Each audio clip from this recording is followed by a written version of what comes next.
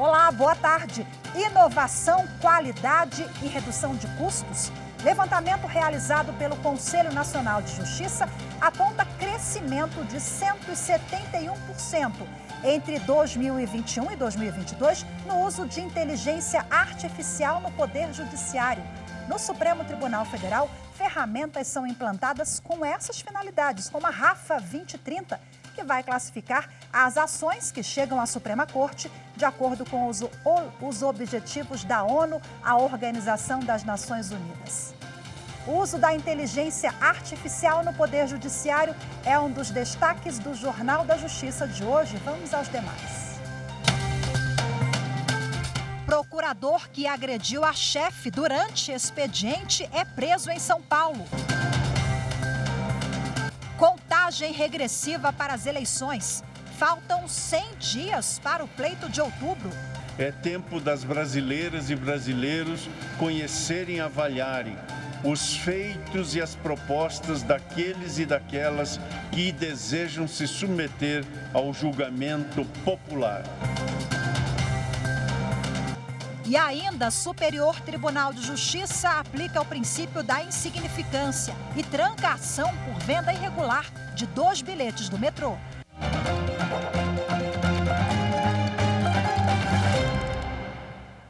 Foi preso na manhã de hoje o procurador acusado de espancar a chefe, a procuradora-geral Gabriela de Barros, dentro da Prefeitura de Registro, no interior de São Paulo. Gabriela havia aberto um processo disciplinar contra Demétrios Oliveira de Macedo por desacatar uma funcionária. E ele não gostou, agrediu a procuradora. A Justiça de São Paulo aceitou o pedido feito pela Polícia Civil do Estado para que o procurador Demétrios Oliveira de Macedo seja preso preventivamente. Demétrios é acusado de agredir a procuradora-geral da Prefeitura de Registro, Gabriela de Barros. No vídeo, publicado nas redes sociais, é possível identificar o agressor dando socos, chutes e xingando. A procuradora Gabriela de Barros chegou a dizer que teve medo de morrer.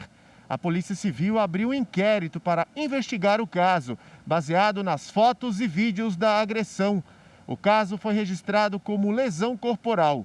A prisão temporária de Macedo foi decretada a fim de salvaguardar o direito da vítima. Além das determinações da Polícia Civil e da Justiça, o Ministério Público de São Paulo abriu uma investigação sobre crime de gênero contra Macedo.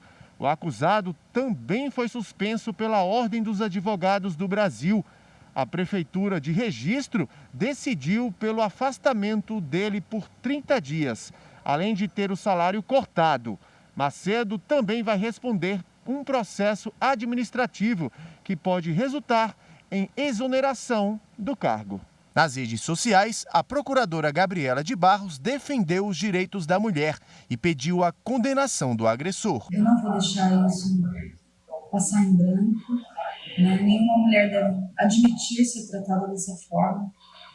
As mulheres merecem respeito e a sociedade tem que saber que as mulheres merecem ser respeitadas, merecem ocupar cargos de chefia e ser respeitadas por isso.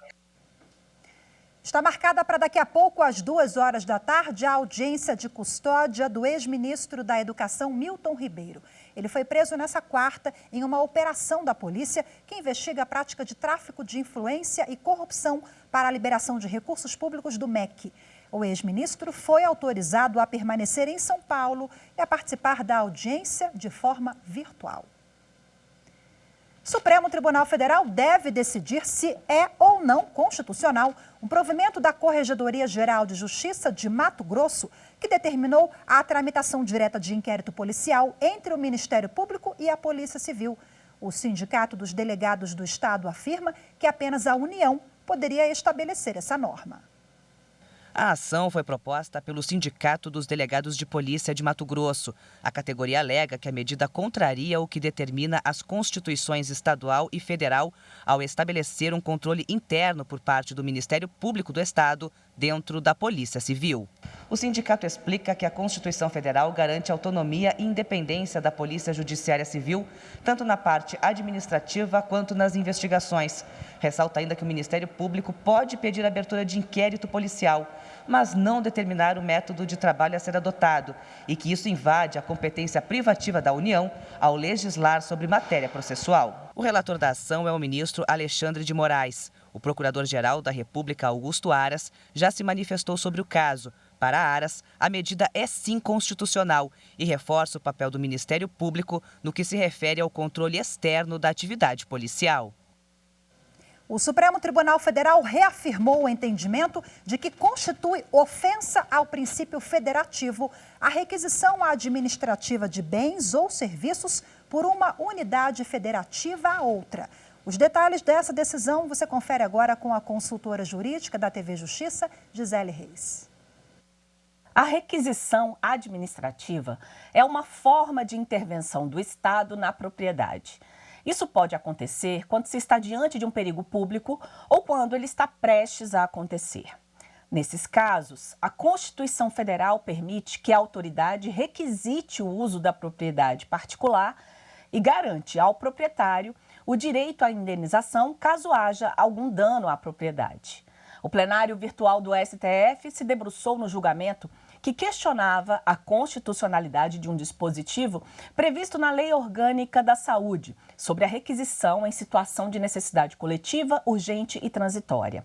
A legislação trata da possibilidade de requisição no contexto das atribuições do SUS e prevê que, em situações de perigo iminente, calamidade pública e epidemia, a autoridade competente da esfera administrativa poderá requisitar bens e serviços tanto de pessoas naturais como de pessoas jurídicas, sendo assegurada a justa indenização.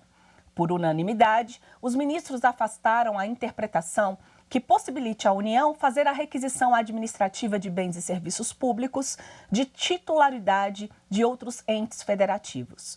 A decisão do STF estabelece uma regra: só pode haver requisição de bens particulares. O Supremo considerou que a requisição administrativa de bens públicos é uma medida excepcional que só pode acontecer nos casos de estado de sítio e estado de defesa em respeito ao Pacto Federativo. Faltam 100 dias para as eleições gerais. Na sessão plenária de hoje, o presidente do Tribunal Superior Eleitoral lembrou a data e os números do pleito de outubro, uma das maiores eleições informatizadas do mundo.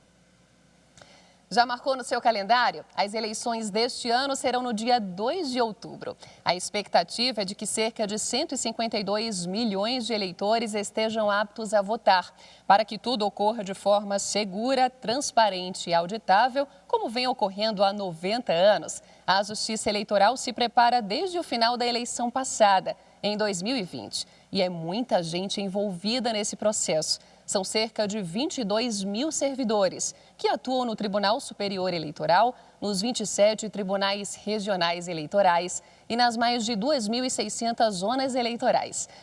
Não podemos nos esquecer dos mesários. Eles serão distribuídos por todo o país. São aproximadamente 2 milhões. Na sessão plenária de hoje, o presidente do Tribunal Superior Eleitoral, ministro Edson Fachin, destacou os 100 dias que faltam para as eleições. Estamos a 100 dias das eleições. É tempo das brasileiras e brasileiros conhecerem e avaliarem os feitos e as propostas daqueles e daquelas que desejam se submeter ao julgamento popular. E para a Justiça Eleitoral, sempre neutra em relação às disputas e interesses políticos partidários, cumpre seguir trabalhando de maneira séria e profissional para entregar a todos eleições limpas, seguras e em paz. E pela primeira vez em uma rede social, uma urna eletrônica foi aberta. Vocês querem ver a urna por dentro?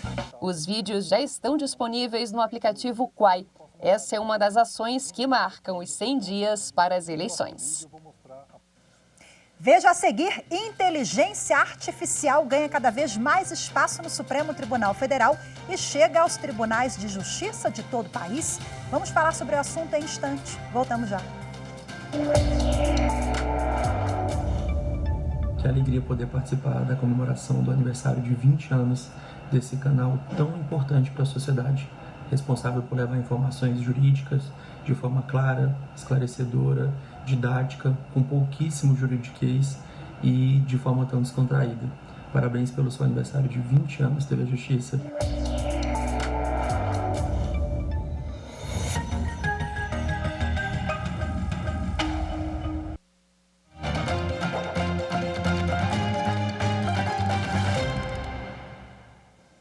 Sistemas ou máquinas que imitam o comportamento humano para fazer tarefas de forma mais rápida. É a chamada inteligência artificial, que ganha cada vez mais espaço no Supremo Tribunal Federal e chega aos tribunais de justiça de todo o país. No Supremo Tribunal Federal, a ferramenta RAFA 2030, lançada recentemente, vai classificar as ações que chegam à Corte de acordo com os Objetivos de Desenvolvimento Sustentável da Agenda 2030 da Organização das Nações Unidas.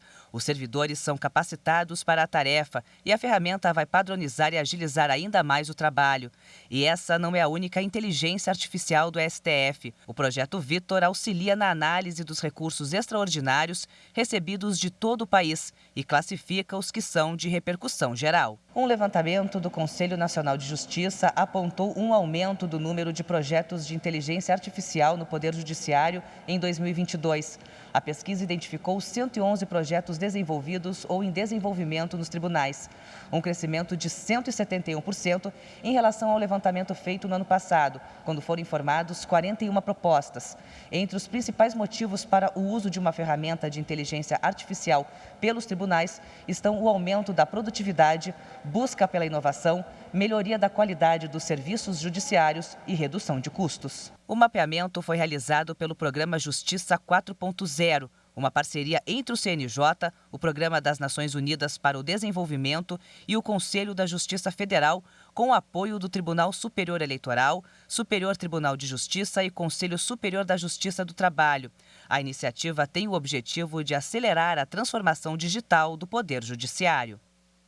Bom, e para repercutir essa questão, eu converso agora ao vivo de forma remota com o secretário de Tecnologia da Informação aqui do Supremo Tribunal Federal, Vinícius Glebson Dantas da Silva. Seja muito bem-vindo, secretário. Muito obrigada pela sua participação. Boa tarde. Boa tarde, Rafaela. Satisfação estar aqui com vocês hoje. Bom, o levantamento do CNJ aponta para um crescimento de 171% entre 2021 e 2022. Esse número, para mim, é muito significativo e, na prática, mostra que, de fato, essa ferramenta facilita a vida de todo mundo e tem impacto direto também ao jurisdicionado, né, secretário? A gente está falando de rapidez, de produtividade. Excelente, né, Rafaela, esse aumento da IA no Poder Judiciário. Na verdade, é uma tendência mundial. E não poderia ser diferente aqui no Poder Judiciário, principalmente aqui no STF. Que nem você falou, os benefícios são inúmeros. Imagina a capacidade de um algoritmo executar aquelas tarefas mais repetitivas e deixar aquele colaborador para fazer entregas mais relevantes, entregas que faça uma agregação maior no fluxo de valor da análise processual. Uhum. E isso traz um benefício social muito grande, né? Porque você pode reduzir o trâmite processual. E fora a redução de custos que isso acarreta. Então, realmente é um dado muito positivo, fico bem feliz com essa evolução. Bom, nós temos aqui o pioneirismo da mais alta corte do país com o Vitor. Agora, há pouco tempo, chegou a minha xará, RAFA 2030, seguindo ali as orientações e as diretrizes da ONU, da Organização das Nações Unidas. Em linhas gerais, como é que essas ferramentas funcionam e o que mudou depois da implantação? Essas ferramentas, o Vitor foi um projeto iniciado em 2019, em uma parceria com a Universidade de Brasília. E foi um embrião, foi o começo de tudo aqui no tribunal. Com ele, a gente conseguiu fazer uma pré-classificação, né? Na verdade, o objetivo do Vitor é fazer essa pré-classificação de temas de repercussão geral. E o projeto RAFA é para poder fazer uma classificação da agenda da ONU. E a tendência é a gente cada vez mais a conseguir aplicar esses mecanismos e aplicar essas vantagens do uso de IA em outras fases do processo judicial. Esse, na verdade, é o nosso grande objetivo hoje, é ampliar o uso desse tipo de solução em mais camadas do processo judicial aqui do tribunal. A gente citou os exemplos aqui do Supremo Tribunal Federal, mas eu observo que ganha força também essas medidas, a inteligência artificial, em outros tribunais do país, né, secretário? Parece que veio para ficar e é esse mesmo o caminho daqui para frente. Ah, sim. Na verdade, como eu falei, é a tendência do mundo, isso, e a gente não podia ficar de fora, porque com a utilização da IA, a gente consegue aumentar, Rafaela, a automatização das entregas. E com isso a gente consegue ter um ganho de produtividade muito grande, e uma redução de custo muito grande, por consequente. E talvez o maior benefício, a maior vantagem é a gente conseguir entregar um serviço público, um serviço de uma forma mais eficiente para o nosso cidadão. Então, não tem como a gente ficar fora desse circuito de automatização. Então, daqui para frente, na verdade, a gente está só iniciando uma jornada. Secretário, olha só, se por acaso essa ferramenta, ali o mecanismo eletrônico der algum problema, né? A gente sabe que isso pode acontecer no meio do caminho e tal, mas isso não impacta em prejuízos ao andamento dos processos na Suprema Corte, de procedimentos, né? Como é que funciona se esse pau, entre aspas, acontecer na rede? Exato. Na verdade, o impacto, Rafael, ele é relativamente baixo, porque o Vitor ele não tem o propósito de fazer a substituição da análise humana do processo. Ele faz uma pré-classificação de alguns temas da reflexão geral em um conjunto específico de processo. Então, em caso de inoperância desse serviço, o analista, o colaborador que está trabalhando naquele processo só ficaria sem essa pré-classificação. Ele teria que ter um trabalho maior de fazer uma análise mais aprofundada, porque vai gastar mais tempo, vai afetar a sua produtividade, mas não vai impossibilitar a execução de nenhum serviço, de nenhuma entrega dentro do tribunal. Eu perguntei aqui nos bastidores se nós temos alguma novidade para adiantar aí da Secretaria em relação a novos projetos. E o senhor enfatizou que agora a fase é de aprimorar os que já estão em vigor, até porque a RAFA acabou de ser inaugurada, né? A gente acabou de ver agora o lançamento da RAFA, o Vitor também lançado a RAFA agora recentemente. Então, o momento agora é mesmo de aprimorar as ferramentas que já estão em vigor, para poder fazer com que elas contribuam mais ainda para o processo, é isso, secretário? Exato. Nosso grande objetivo agora é aumentar a eficiência do algoritmo. O mecanismo de IA ele tem, por natureza, a capacidade de aprendizado através do uso e da inserção de dados. Então, o nosso maior objetivo agora é aumentar o escopo de utilização do Vitor e, em um segundo momento, ampliar esse mecanismo em outras etapas do processo judicial. Então, esse é o nosso plano de futuro. Na verdade, é profissionalizar, deixar o Vitor mais encorpado agora, na parte de reflexão geral, e em fases futuras, ampliar ele em outras camadas, em outras fases do processo. Maravilha, então, sucesso na implementação dessas novas ferramentas e no aprimoramento da eficiência de todas elas. Muito obrigada pela sua participação aqui conosco, secretário. Boa tarde e até a próxima. Obrigado, Rafaela. Boa tarde a todos. Tchau, tchau. Tchau, tchau. E você vai ver a seguir no próximo bloco, o Superior Tribunal de Justiça aplica princípio da insignificância e tranca a ação por venda irregular de 2 bilhetes do metrô. Os detalhes daqui a pouquinho, voltamos já. A TV Justiça é uma ferramenta preciosa que auxilia o profissional do direito no exercício da sua atuação, independentemente da sua função. Já para o cidadão, ela é muito mais do que um meio de informação das atividades do Poder Judiciário, mas é um instrumento eficaz de fiscalização para garantir a efetividade dos seus direitos.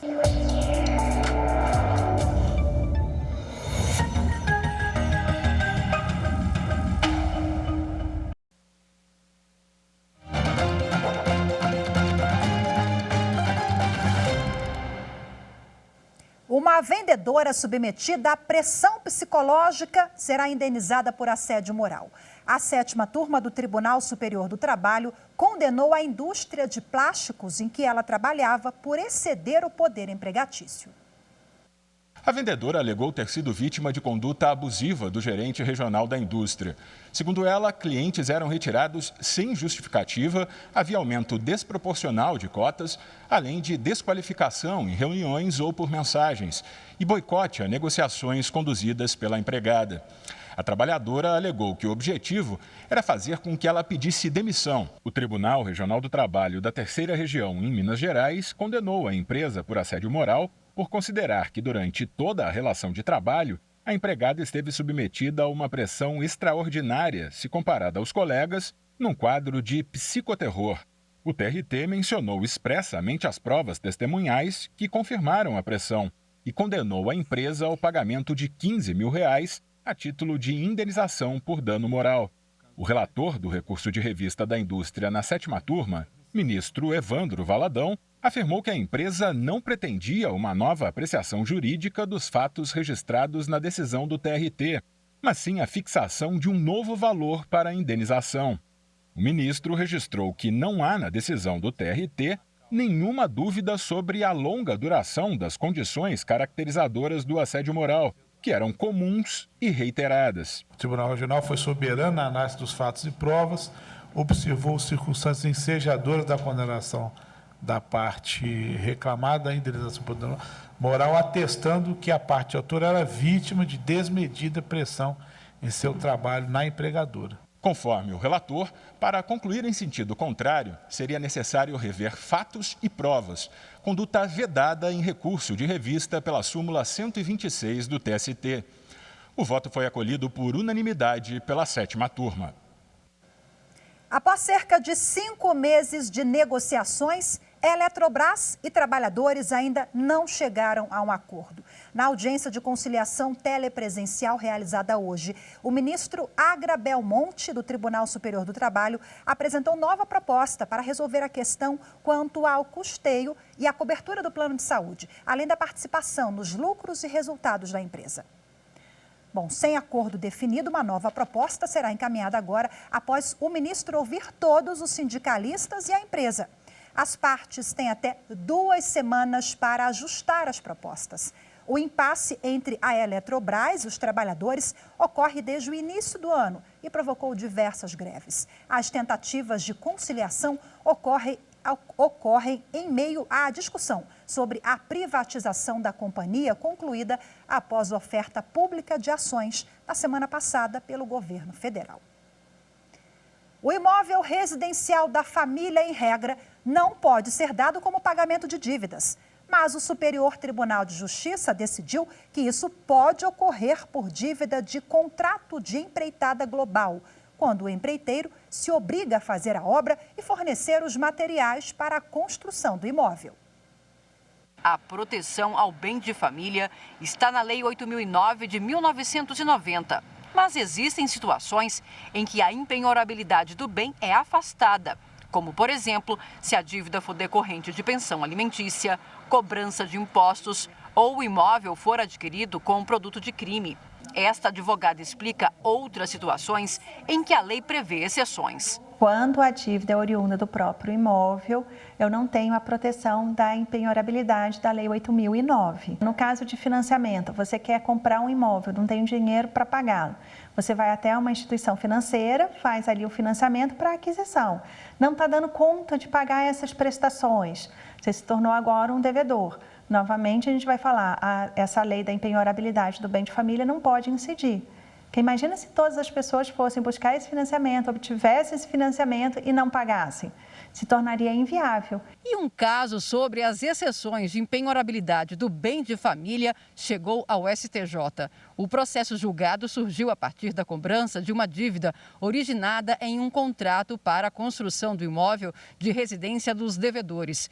O Tribunal de Segunda Instância autorizou a penhora, entendendo que o caso se enquadrava na exceção prevista no artigo 3º da Lei 8.009, que prevê a penhora em caso de dívida relacionada ao financiamento da construção ou aquisição do imóvel. No STJ, a relatora do processo, ministra Nancy Andrighi, destacou que as hipóteses de exceção por restringirem a ampla proteção conferida ao imóvel familiar devem ser interpretadas de forma restritiva, conforme entendimento já firmado pela 3ª e pela 4ª turma do STJ. No caso analisado, a relatora ponderou que há a peculiaridade de ser a dívida relativa a contrato de empreitada global, segundo o qual o empreiteiro se obriga a construir a obra e a fornecer os materiais. Portanto, para a 3ª turma, esta dívida viabiliza a construção do imóvel e se admite a penhora para saldar o débito originado, como previsto no artigo 3º da Lei 8.009. A 6ª turma do Superior Tribunal de Justiça aplicou o princípio da insignificância e trancou uma ação por venda irregular de 2 bilhetes do metrô.